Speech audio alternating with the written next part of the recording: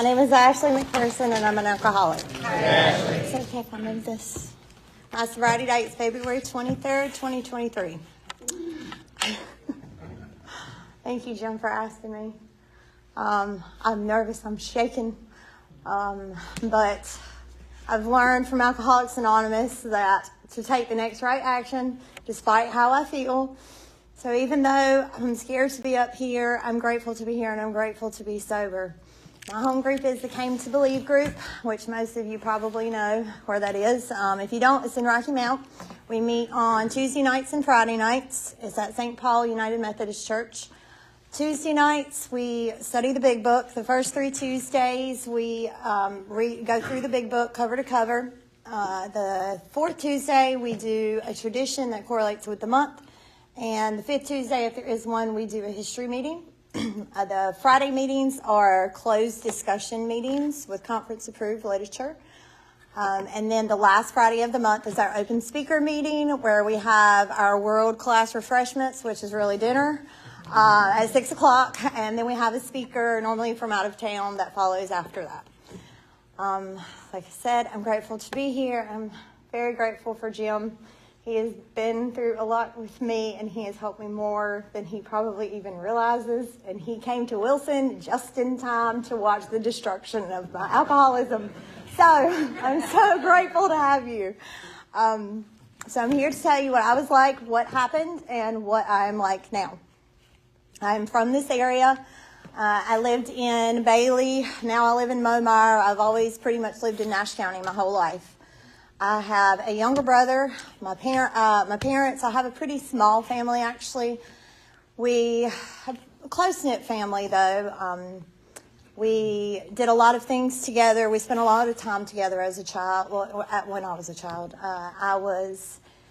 The main thing when I was a child that I can remember that was a big deal for me is that I was in a private, Christian type of school. And that was, I enjoyed it because it was what I was used to. I didn't know anything different than that. I was also very, very involved in church. We were there pretty much every time the doors were open. And it was fun to me as a child because, that was just the normal. I was surrounded by people who were Christian and part of a church in every aspect of my life. All the way up until I was about 13, 14 years old.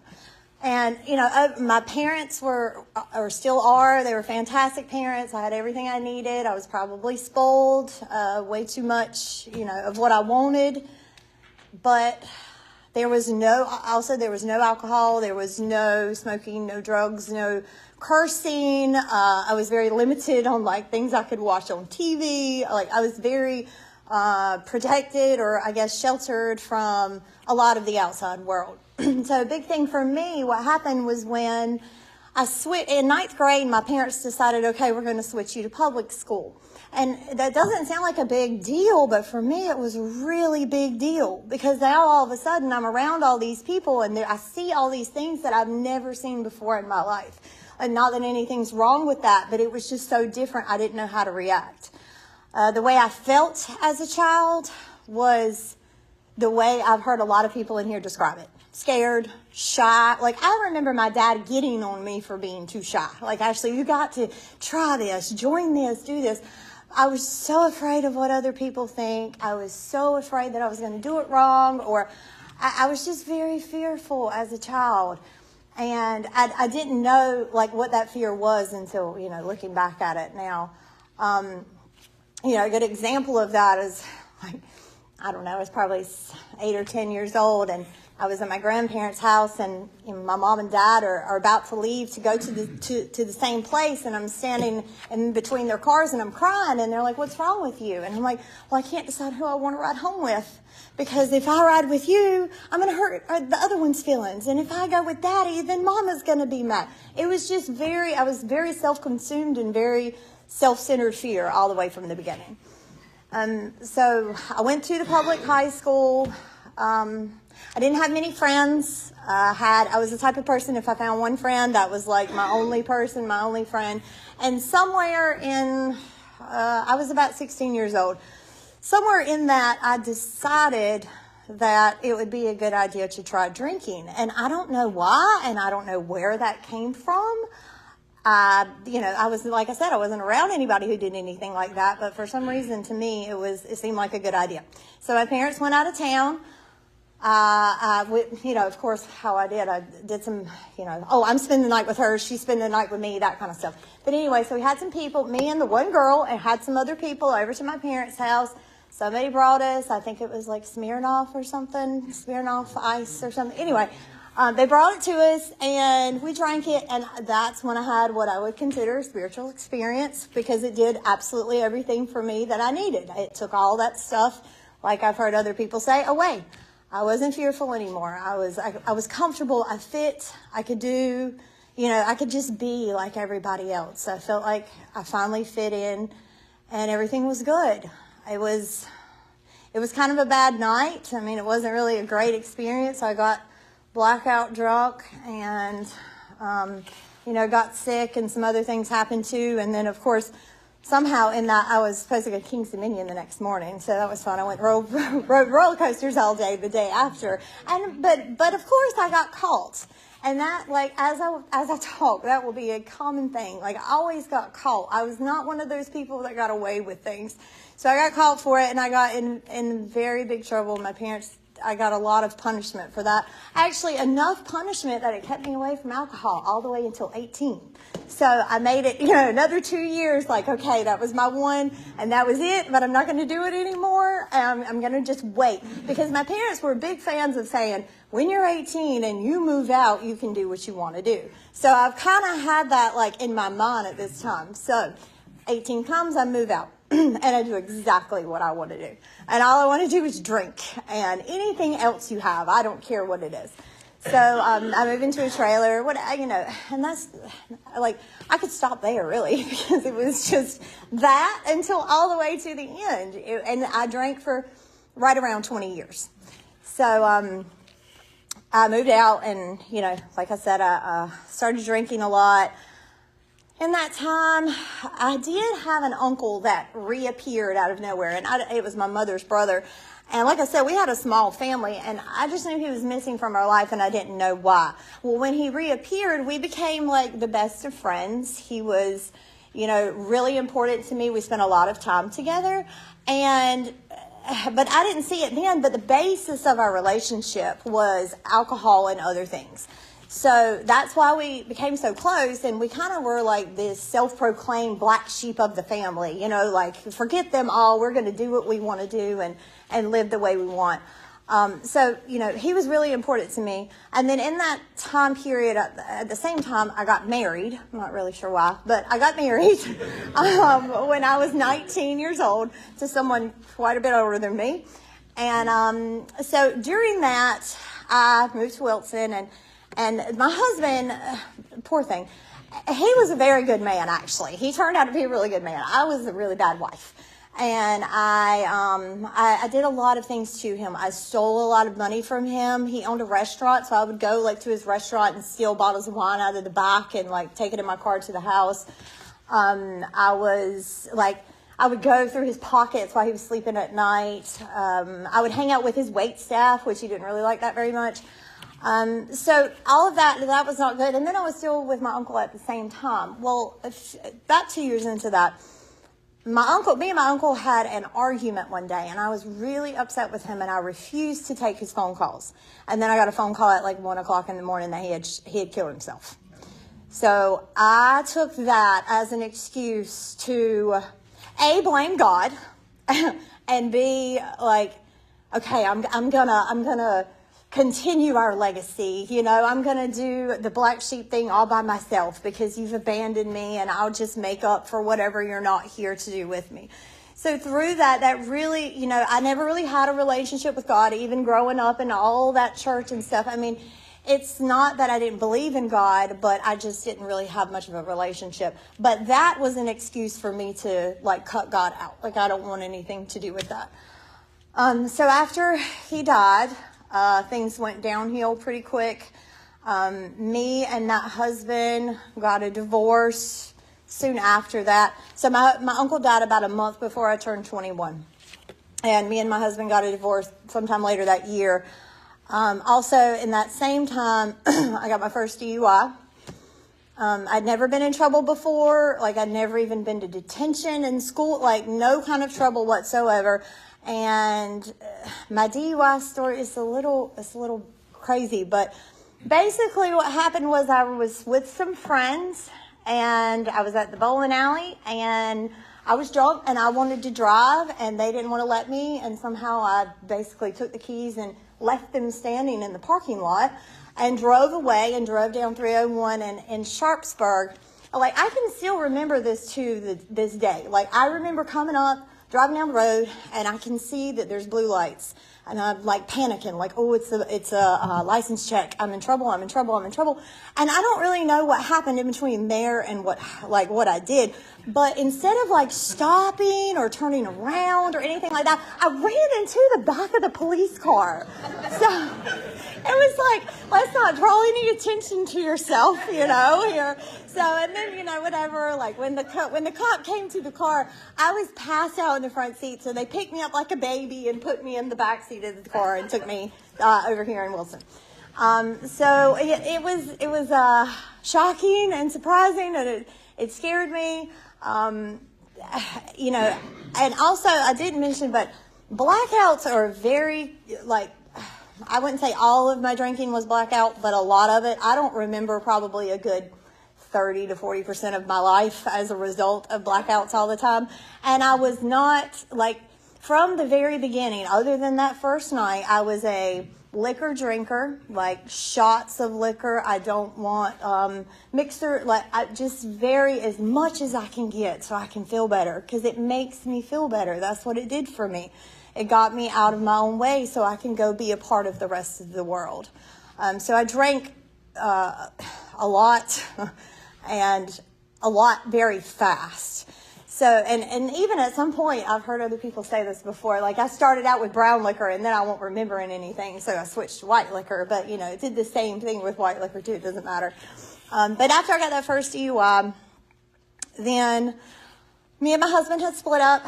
And, of course, what do? I jump into another relationship. And then it's the opposite with this person, and things get pretty bad pretty quick. He was pretty violent. He was very angry. He had some other issues too, but that gave me somebody to blame it on and not look at myself. But, so what do I do with that? Let's have a child. That sounds like a great idea. So we have a child together, and what happened with that is I got my second DUI, and that time I had the baby in the car with me. He was only 4 months old. His dad had upset me, and I went to go find him so I can fix it, and I didn't fix it. I got taken to jail, and DSS had taken my child from me and given him to my parents. Looking back, I'm grateful that my parents are sober and financially able and of sound mind to take my child in and to raise my child for me. But at the time, I did not see it that way at all. It was, it was not good for me in that. And his dad also had a lot of issues too. So that was the end of me and his dad. We split up and went our separate ways. And then for me, after that happened, is when I started kind of bouncing around. Like, my drinking caused like people not to be able to tolerate me very long. Like, I could stay at this person's for a little bit and then I'd have to go on to somewhere else. I did that a lot. I moved back and forth, especially between my parents and my grandparents' house. They would take turns, basically, okay, who can I handle Ashley right now? And, by this time, I had already been to Coastal Plains at least twice, I think. I think in total, because I can't remember a lot of the specifics, but in total, I've been to detoxes, rehabs, any kind of thing like that over 15 to 20 times, somewhere in there. So I had already, done that. And I also had been to my first AA meeting, which was at one of those types of things. And it was a speaker meeting, and I remember vaguely, like, oh, that sounds good, but not any, real trying to get sober after that. And a lot of my life was spent other people trying to get me sober instead of me trying to get sober. It was a lot of circumstances where I had opportunities to get sober over and over and over again, but I just didn't take those opportunities. So after that happened in 2012, I told this story the other day. I went to the movies with somebody, and I told him I was drunk. I told him I was going to go outside and smoke. And I went outside and smoked, and then got to talking to some people, and this was in Rocky Mount. And I got in the car with those people and went to another party in, like, Zebulon or something. I just left him in the movie. Like, I didn't go back and say, oh, by the way, I'll see you later. You know, I just nothing. I just left. You know, I just abandoned, whatever. So I run away, and that's what I like to do. I like to run away. I like to be anywhere else but where I'm at. That's, like, the thing for me.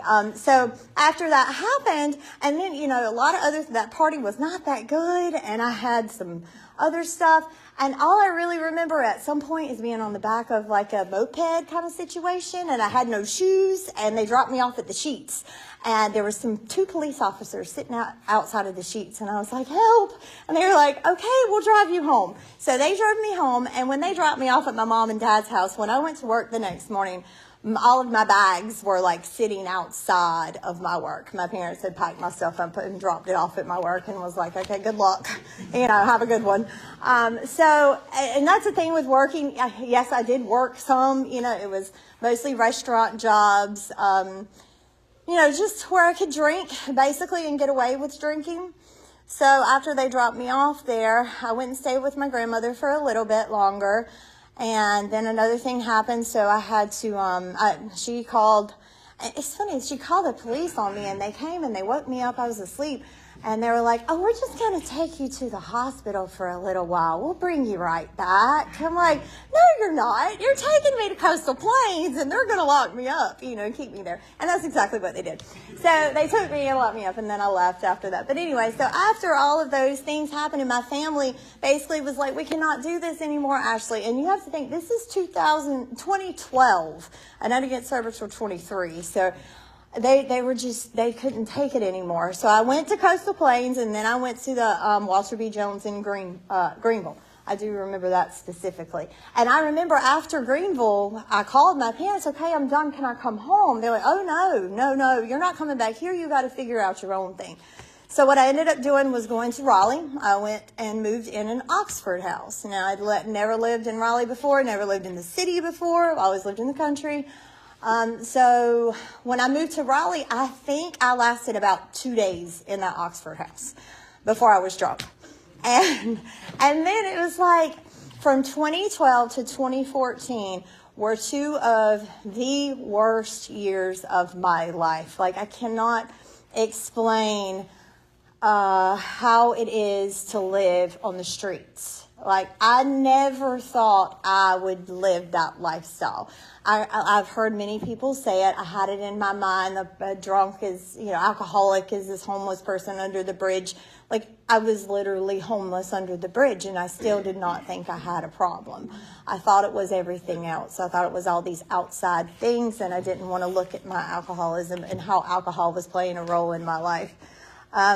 That is a degrading way to live. It's a bad way to live. It's fighting for everything. And, you know, I don't know, like, I used to stand on the corner of like New Bern Avenue, like as you're coming into Raleigh, and hold my sign, and I'd have people come and give me money, and like people from church would see me standing there, and they would call my mom and be like, Ashley's over here, you know. My dad would try to, me and my mom are not close, or we're better now, but we were not close. I was definitely a daddy's girl. Daddy was always trying to save me. So Daddy would come to Raleigh and bring me money and bring my child, because at this time my child's like 2, and he would bring him to see me and visit me and that kind of stuff, and then, you know, come back. You know, I slept on some park benches. Like, I remember one time I was sleeping on one, and some person woke me up, and they're like, no, come here, it's safer. And they took me to like the stairwell part of like a parking garage, and they were like, oh, here, this is better, you won't get arrested if you're here. Like, it's just like, looking back now, it's like I can't even really remember that was me, and that was the life I live, and I chose to continue living that for 2 years.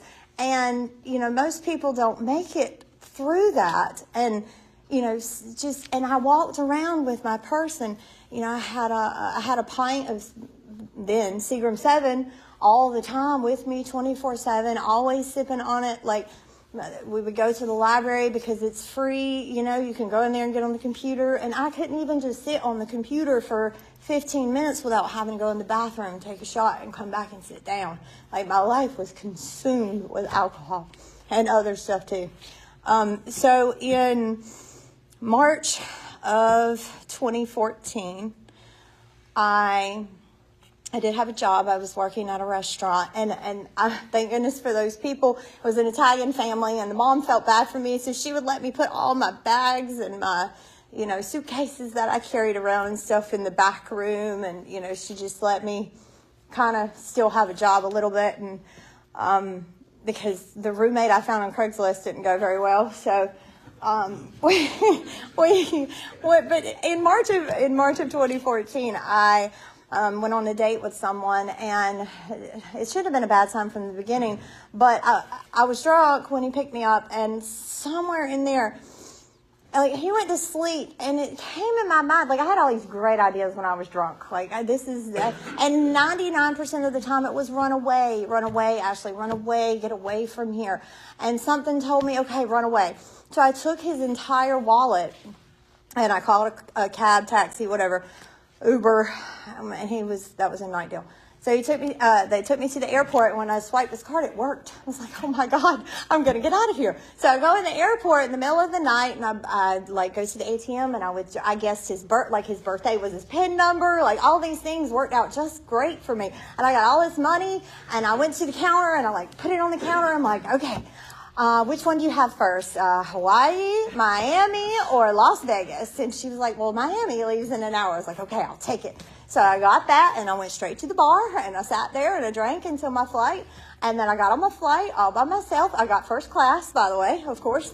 And, and so I got on the flight, and I went to Miami. And I remember, sitting in the airport at Miami, what did you just do? Well, you're in Florida now. What are you going to do now? What happens now? So, and I think I was there 6 days. I think it was 6 days I was there. And it was just, the whole thing was a mess. It was just a big blur of a lot of alcohol and other substances and people I had no business being around. At one point, I was at some house, and I woke up, and there were, cockroaches everywhere. I'm like, oh, this is probably not best. I need to get out of here. And he chased me down the road on his bicycle because I stole some of his money. And, it was bad. I went to the hospital twice in those 6 days for alcohol poisoning. I pulled my IV out on my own. I would not tell them my real name because I didn't want them to get charged for the bill. So I pulled my IV out on my own. So I've had blood dripping down. I had my hospital gown on. I'm running out of the hospital, and some random man picks me up off the side of the road. It was scary. It wasn't scary to me at the time because I was drunk and I didn't really care, and I was just going along with it. But it was really scary. And I lost my ID, so I couldn't fly back. So I called my daddy crying, and I'm like, okay, I'm done. I've had enough. I want to come home now. Help me. So he sent me a Greyhound bus ticket, and I went to the bus station, and they wouldn't let me get on the bus to begin with because I didn't have the appropriate clothing. But some nice man in there gave me some sweatpants and a sweatshirt, and they let me on the bus. And I rode to a Greyhound bus from Miami all the way to here. And it was bad because I was detoxing, and I was out of money, and I had no cigarettes and no alcohol, and it was awful. So when I got back, at that time I was on probation, and I knew I had absconded. So I had left the state when I wasn't supposed to. So I got violated for probation when I got back. And when I got back, about a month later, I went to a court date, and I had a feeling in the bottom of my stomach that they were going to put me in prison. And they put me in prison. I was right. And I had never done more than maybe 5 or 6 days in jail in my life. And they put me in prison for 2 DUIs. I'm not a felon. It's misdemeanor. It's just the way it worked out. So I went to NCCIW. I was terrified. I didn't know what to expect. After 2 months there, I went to Fountain Correctional, which is now closed. but I spent the last of my sentence in there. And, you know, when I was at Fountain, there was a program in Fountain called RAP, which was like women's recovery kind of program. And they were all about the big book. And I really enjoyed it. Like, it was one of my favorite things in there. I was going to meetings. I was chairing meetings. There's people in here that I met from Fountain, like, that brought meetings into there when I was in there. You know, so really, I can't say it was great. I mean, it was still prison, but it wasn't nowhere near as bad as I expected it to be. When I came out, though, I was going to be, you know, I was like, okay, I'm going to do AA. I'm going to stay sober. Everything's going to be good. And I went for a couple of months maybe, but somewhere, I don't know, within those couple of months, I convinced myself, and see, I don't talk about it because I know this is Alcoholics Anonymous, but I had a lot of issues with other things too. And I made the decision, which is the first wrong thing, but I made the decision that if I did not do those other things, I could just drink because everybody drinks and drinking is normal and I love drinking and that's going to be fine. But I didn't want to look at the fact that both of the DUIs I got were because of alcohol. I've never got any kind of charges of any kind that had anything to do with other than alcohol. All of my trouble has been caused by alcohol, but I didn't see it that way. So after I went back to drinking, but now I didn't like dive off the edge right to begin with. I did go back to school. I did not go to college of any kind. Well, I went for like a month at Nash Community when I graduated high school. I did not want to go to college because I was scared to live in a dorm. I did not want to have a roommate. I was scared of other girls. I did not like them. So we're just going to not do college at all. Plus, I have no idea what I want to be when I grow up. So that's another part of it. So I didn't do that. So I did go to college. I spent 2 years. I did get a degree, a hospitality management degree from Nash Community College between 2015 and 2017. I got my license back in 2017, which was, I lost my license quite a bit throughout my drinking. That was a popular thing. It's like I'd have them and then they give them back. And then I also, I had been to a lot of outpatient treatment, a lot of psychologists, therapists, like group therapy. I mean, all different kinds of things. I tried all that stuff, and none of it. Nothing changed. And so after I finished, or after I come home from prison, within those next couple months, I met this man who I'm married to now. And we started dating, and I'm sure that he had absolutely no idea what he was getting himself into when he started dating me, but he was a really good guy. It was like, how did I find this man? How did I get so fortunate to find this? And, for a little while, things seemed okay. Like, we moved in together. We got married. We moved in together. I got my oldest son, came and lived with me. And then after me and Jeremy got married, I had 2 children pretty much back to back, one in 17 and one in 19. But during that, what happened was I started drinking at home. And whereas before I had all this outside stuff, all these outside consequences, all these bad situations, bad places, now I'm an isolated drunk. And now I'm at home by myself with my 2 toddlers who are screaming and driving me crazy, and my half a gallon of tequila. Like, that's all I need, I guess. And my car had a breathalyzer in it, so that, that was my second time, actually. I had two different experiences with that. And with the breathalyzer, it kept me from drinking and driving. But what's like even more miserable than drinking and doing all this crazy stuff is trying to drink with a limit.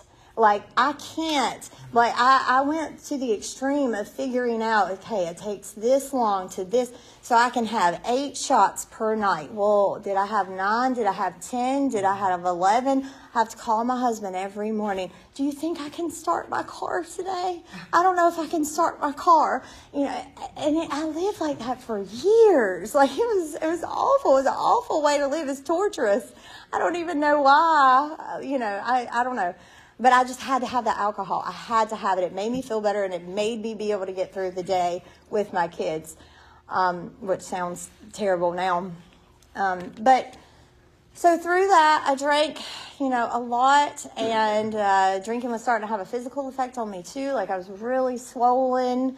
My face was red all the time. My parents kind of backed off from me when I went and did all the stuff in Raleigh and all that. But then when I came home from prison and, that kind of stuff, I kind of had them thinking that I was okay. So I needed to keep up that persona too. I got to be an actor. I got to make sure that everybody's good and everybody's in line and everything's fine. And everybody thinks Ashley's doing good over there in that house by herself, when I'm really not, when I'm dying a little more every day with every drink I take. And my husband was great through all of that. He helped me with a lot and took care of a lot of things that I couldn't take care of myself. So then, and of course through COVID, of course it got worse. I drank more because it was an excuse. My kids were home. I couldn't, I didn't have to really go anywhere, so I drank more. So in 2021, I was having a bad day, and my grandmother was there with me because I had called her threatening suicide. And I went outside to smoke, and I fell, and I hit my head, and I heard this voice, and I heard it say, "Ashley, that's enough. It's time for you to do something different. You need to go get some help." And I looked around, and there was nobody there. And so I knew it was God. Like, I knew it had to be God. So and what I did next was absolutely because it was God. I took my phone, and I called 911, and they came and got me. So in April of 2021, I came, after detox and stuff, I came to Alcoholics Anonymous. And it was wonderful. It was great. I had been in and out a little bit over the years, but it was different this time, I felt like. And, I did stay sober for a little bit. I got a sponsor, and I started doing the steps a little bit. But what happened was I was more into the fellowship than I was the program. And I didn't know there was a difference. I thought it was the same thing, but it's not. There is a difference. And in that, other things happened, and I lost weight, and, my ego, because I was so isolated and alone. And now it's like I have all these friends and I have all these people, and I get to go see them and everything. It was different. So I stayed sober a little over 11 months, and then I ended up drinking. I don't know. I didn't know. I can tell you the main thing that I did not do was, after I had that spiritual experience with God, I took that as like, good God, we're fine now. Thank you. I appreciate that. And I never, the prayer was gone, the meditation, the relationship. There was no relationship. I didn't develop any relationship with God. And what happened was over time, that was an issue, and other things took the place of what experience I had had, even as profound as it was in that one moment. So I went back to drinking, and, like I said, that was in April of 22, and my sobriety date's February of 23. So from April of 22 to February of 23, a lot of bad stuff happened. I hope I don't cry. I heard somebody recently say that, if you come into AA and you really kind of do it and do the steps, and you hear all these, and you stay for more than a month, or stay for a while, and then you go back out and try it again, it really messes it up. It makes it worse than it did. It made it worse. It was bad. The main things I can tell you from that time period is I really got into the want to run away thing again. And on Thanksgiving night of 2022, I had my in-laws at my house, and I was drunk. And none of my family drink. We don't drink at holidays. Holidays were never a big deal to me with drinking, because we don't do that. And I did that time. And I don't know what happened, and I don't know why. I was in a blackout. But all I really know is that sometime during the middle of the night, I decided I wanted to run away again. And I woke all three of my kids up, and I made them pack their stuff and put it in the car. And we left, and I drove, and we went from my house, and I finally stopped in Nashville, Tennessee. And I'm so lucky they didn't die.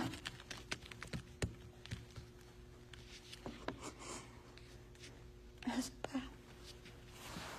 I was on FaceTime with, of course my parents know the lieutenant from the Nash County Sheriff's Office.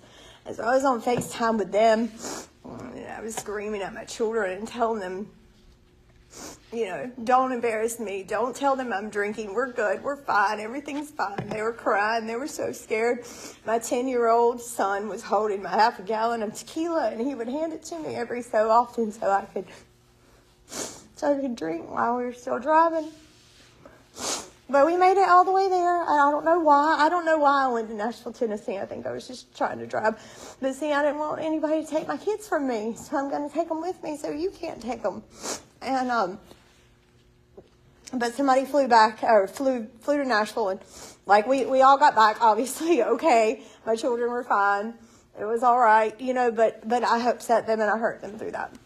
And then after that, I also did the same thing. I did another same thing, and a couple weeks later, the day after Christmas, I think, I don't know what it was about the holidays, but I drove to Alabama that time by myself. I don't know why. Somebody told me, I kept saying I was trying to get to Route 66. But I drove to Alabama. I know, I was a little off. I took a wrong turn somewhere, okay? So I remember going through, I seen this big water tower that looked like a peach, so I thought I was in Georgia. No, I was in South Carolina. But yes, so anyway, so I went to Alabama, and but that time I went by myself. I did not take the children. And then for some reason I was like, well, I don't think anybody's going to come rescue me this time. They just did that a month ago, so I'll drive back home. So that time I did drive back home, and I had several other things in between there too. And there was a pretty significant suicide attempt in there too that my husband was just reminding me of the other day when I told him. I was like, oh, wasn't that right before I stopped? He's like, no, you did all that suicide stuff 4 months before you quit drinking. It's I didn't even remember that. It was so bad. I wrote letters to everyone. I put a sign on the door, don't come in the house. It was bad. So after all those things, on February 22nd, I was sitting on my couch in my living room by myself, and it was just another day. It wasn't anything different. I was doing what I always do, and something inside me just hurt. And I heard somebody say that it wasn't the big bottom, but it wasn't the big physical bottom, but it was the bottom of their spirit. And that's exactly what I felt like it was. It just come over me. I'm tired. I can't do this anymore. I used to tell people that all the time. I'm so tired, and they don't understand why. And so that morning, and I had drank that day. So that morning, I went to bed, and the next morning when I got up, I got on my knees beside my bed, and I prayed really hard for God to please help me stay sober, help me not to drink, and help me to have a different life. And I would love to tell you that I heard some great voice and everything changed and everything was fantastic. But I didn't. But you know what I did do? I didn't drink that day. So it worked, I guess. And then, I did the same thing the next day. And I didn't drink that day. And now, fast forward, I've been nearly 2 years without drinking, which is a miracle for me because I haven't been 2 years without drinking since I started at 16. So, like I said, I was kind of, it sounds insane because I'm doing all these crazy things like driving to, all these places. And then on the off weeks, I'm going to conferences with AA in, Chicago or something. I'm trying to play both roles. I'm trying to do both things. I'm trying to half be an AA and half be a drunk. And see, that time it was just different. So, I came back to the program, and, a sponsor from the first time, she helped me so much, and she stood by me in so many things that she shouldn't have, and she watched me demolish all the progress that had been made, and still loved me through it and cared for me. And then, and then I stayed with her for a while after this time too. And it was like, eventually over time, I have a different sponsor now, but both of the women that have sponsored me have been absolutely wonderful women, and they have tried their absolute best to help me in the best way possible. And they've taught me so much, and I've learned so much from them, and I've learned so much from this program. And like doing the steps, I told my sponsor yesterday, I was like, am I supposed to go through all the steps? It's like, I just don't remember having big aha moments with each step. I think I was just so surrendered and so willing and so done and so tired. I didn't care. Like, I would do anything. I will go to any lengths to stay sober, or whatever is required of me. That's fine, because it's changed my life. It's completely different now than what it used to be. And I can tell you, the majority of it is dependent upon the relationship with God. Like, that's not the only thing. There's so many other great things that everybody knows about with sponsorship and meetings and service and home group, and all of those things are fantastic, and they are a vital role in my life. And I can tell if I'm lacking in one of those areas. But since that day I got on my knees and prayed to God, I have not stopped doing that since. I still get on my knees in the morning. I get on my knees at night. And, it's worked for me since then. And I don't want to find out what would happen if I don't. And I know that whatever I put before God and before I put, before this program, that I will lose because of my alcoholism and because of the choices that I've made in the past. I've definitely learned from it. But it hasn't been an easy road, and it's taken time. My children, now things are much better. They're not afraid to get in the car with me anymore, but that was a problem for a little while. They wouldn't let me drive them to school because they were scared of what I was going to do. That husband that I have, poor thing, he stayed, and he is still, things are getting better, have gotten a lot better between us, and he's actually joined Al-Anon. He didn't even know what Al-Anon was, up until a few years ago. And, he goes to once a week, and he really enjoys that. I've gotten closer with my family again. The biggest thing, I'm just plain happy to not wake up every day and feel like crap. That was probably the whole theme of my existence there for a while. It's like, I just always felt so bad. And a lot of guilt and shame was associated with drinking because of my upbringing. That was like a bad thing to do. So from the very beginning, before any of that other stuff happened, I had so much guilt and shame, and I was so full of sadness and of heartbreak. And because of this program, that has been changed, and I have so many people today that are in my life that are wonderful people. I texted with someone earlier today, and I texted him and I said, could you please pray for me because I have to speak and I need some prayer. And it's like, absolutely, and da-da-da. And I'm like, well, how amazing is it that I know somebody that lives in Louisiana that's in the program that I can call on to pray for me during the time where I feel like I need it. I didn't have that before. I didn't have anybody but, alcohol. And alcohol was so important to me. And I let it almost destroy me. I'm really, really fortunate that I'm even still alive at this point. And because of this program, my life is completely different than what it was before. And I'm so grateful, and I'm grateful for y'all listening, and thank you for asking me to be here.